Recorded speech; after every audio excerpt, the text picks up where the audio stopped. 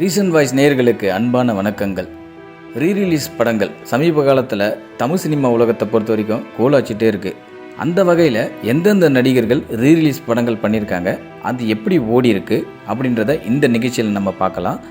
நம்ம சேனலில் சப்ஸ்கிரைப் பண்ணாதவங்க முதல்ல சப்ஸ்கிரைப் பண்ணிவிடுங்க. அப்போ தான் நாங்கள் போடும் வீடியோ உங்களை உடனடியாக வந்து சேரும். நம்ம ரீரிலீஸ் படங்களில் டாப் 10 நடிகர்களுடைய படங்கள் என்னென்ன படங்கள் ரீரிலீஸ் ஆகிருக்கு, அதில் யார் கெத்து காட்டியது அப்படின்றது தான் நம்ம இந்த வீடியோவில் பார்க்க போகிறோம். முதல்ல நம்ம பார்க்க போகிற நடிகர் நம்ம சியான் விக்ரம்.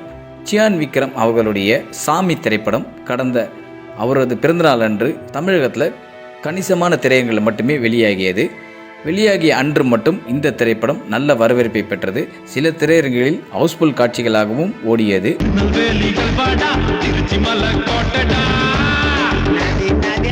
அடுத்ததாக நம்ம பார்க்க போகிற நடிகர் மாதவன் அவர்களுடைய திரைப்படங்கள் எந்த படமும் இதுவரைக்கும் ரிலீஸ் செய்ததா சரித்திரமே இல்லை. ஆனால் திடீரென்று மின்னலை திரைப்படத்தை ரிலீஸ் செய்தார்கள்.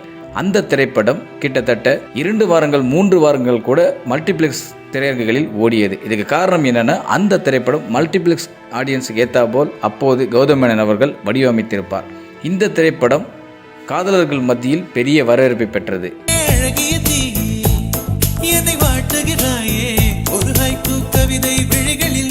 அதுக்கு அடுத்தது நாம பார்க்க போகும் நடிகர் கார்த்தி அவர்களுடைய 1000ல் ஒருவன் திரைப்படம் சில ஆண்டுகளுக்கு முன்பு வெளியாகியது.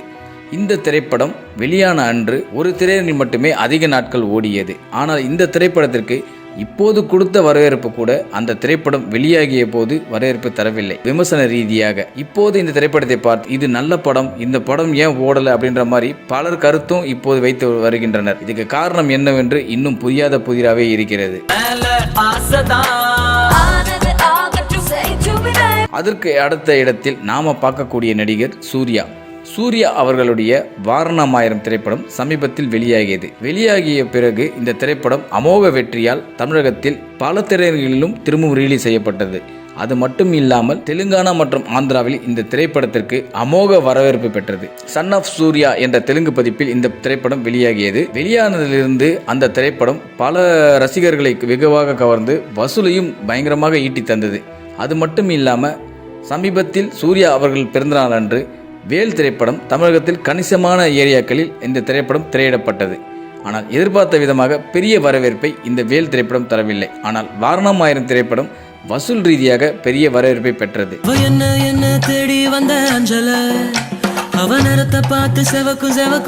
அதற்கு அடுத்த இடத்தில் நாம பார்க்கக்கூடிய நடிகர் யாருன்னா நடிகர் சிலம்பரசன் அவர்களின் விண்ணை தாண்டிய வருவாயா திரைப்படம் கிட்டத்தட்ட 2 ஆண்டுகள் கழித்தும் இன்னும் ஒரு திரையரங்கில் ஒரு காட்சி மட்டும் கண்டினியூவாக ஒளிபரப்பாகிறது. இதுக்கு காரணம் என்னவென்று இதுவரை கண்டுபிடிக்கவே முடியல.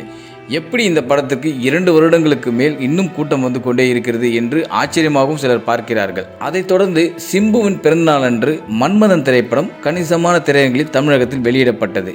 ஒரு சில திரையரங்கில் மட்டுமே இந்த திரைப்படம் ஹவுஸ்ஃபுல் ஆகியது. மற்ற திரையரங்கில் எதிர்பார்த்த அளவுக்கு கூட்டம் வரவே இல்லை.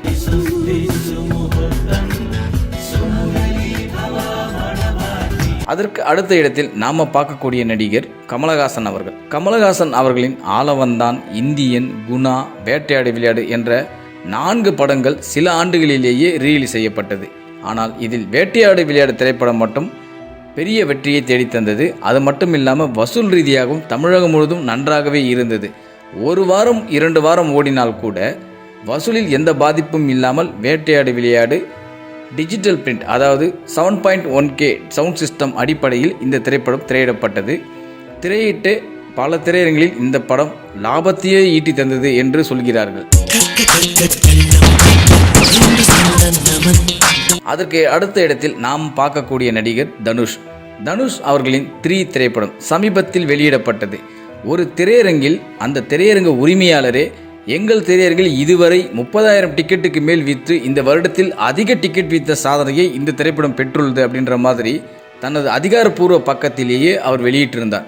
இதை பார்த்த அனைத்து திரையரங்க உரிமையாளர்களும் அப்படி என்ன இருக்கு இந்த திரைப்படத்தில் என்று கருதி தமிழகத்தில் பல திரையரங்களில் இந்த திரைப்படம் ரிலீஸ் செய்யப்பட்டது. ரிலீஸ் செய்யப்பட்ட அனைத்து திரையரங்குகளுமே கணிசமான தொகையை இந்த திரைப்படம் மீண்டும் பெற்றது. அது மட்டும் இல்லாமல் தனுஷ் அவர்களுடைய புதுப்பேட்டை, மயக்கமென்ன போன்ற இன்னும் சில திரைப்படங்களும் ரிலீஸ் செய்யப்பட்டது. ஆனால் 3 கொடுத்த அளவிற்கு வரவேற்பில் புதுப்பேட்டை மற்றும் மயக்கமென்ன திரைப்படங்கள் பெறவில்லை என்பதே நிஜம்.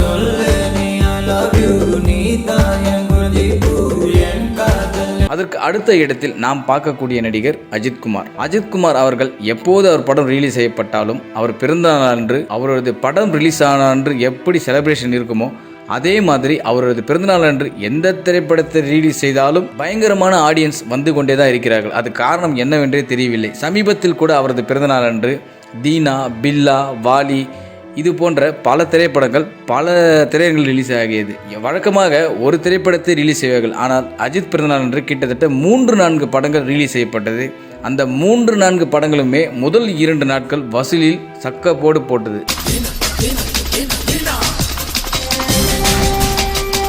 அதற்கு அடுத்த இடத்தில் நாம் பார்க்கக்கூடிய நடிகர் தளபதி விஜய் அவர்கள். தளபதி விஜய் அவர்கள் சமீபத்தில் கில்லி என்ற திரைப்படத்தை ரிலீஸ் செய்யப்பட்டது. இந்த ரிலீஸ் செய்யப்பட்டாலும் இந்த திரைப்படம் வசூல் ரீதியாக இன்று வரை ரிலீஸ் வரலாற்றில் அதிக வசூல் செய்த திரைப்படமாக இந்த திரைப்படமே இருக்கிறது. அது மட்டும் இல்லாமல் அவரது பிறந்தநாள் அன்று துப்பாக்கி, கத்தி, தெறி போன்ற பல திரைப்படங்கள் ரிலீஸ் செய்யப்பட்டது. ஆனால் எந்த திரைப்படமும் கில்லி அளவுக்கு வரவேற்பு பெறவில்லை என்பதே நிஜம்.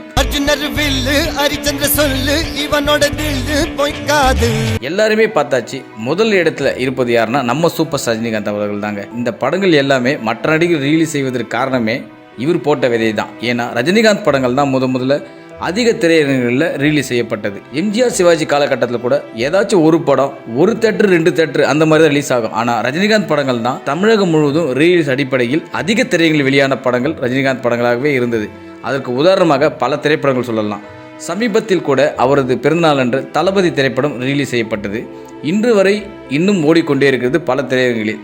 அது மட்டும் இல்லாமல் கடந்த பிறந்தநாள் அப்போ முத்து படமும், அதற்கு முன்னாடி பிறந்தநாள் அப்போ பாபா திரைப்படமும் ரிலீஸ் செய்யப்பட்டது. இந்த எல்லா படங்களுமே போட்ட முதலை விட, அதாவது அன்னைக்கு ரிலீஸுக்கு போட்ட முதலை விட அதிகமாகவே லாபம் பெற்றனர் என்று பல திரையரங்கு உரிமையாளர்கள் கருத்தாக நிலவுது. இதுக்கெல்லாம் ஒரு முன்னோடியாக திகழ்வது என்னன்னா, ரஜினிகாந்த் அவர்கள் நடித்த பாஷா திரைப்படம் இன்று வரை எத்தனை முறை ரிலீஸ் செய்தார்கள் என்று யாருக்குமே கணக்கு தெரியாது. அந்த வகையில் பாஷா திரைப்படம் இன்னும் ரிலீஸ் செய்யப்பட்டே வருகின்றன. அது மட்டும் இல்லாமல் இது இன்னும் எத்தனை ஆண்டு காலம் ஆனாலும் பாஷா திரைப்படத்துக்கு ஒரு தனி மார்க்கெட் இருக்கிறது என்பதை இது மறக்க முடியாத ஒரு உண்மைதான்.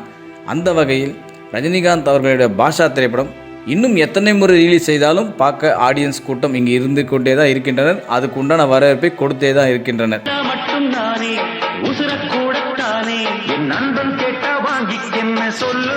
நேயர்களே, இது எல்லாமே சமீபத்தில் ரிலீஸ் செய்யப்பட்ட நடிகர்களின் படங்கள்.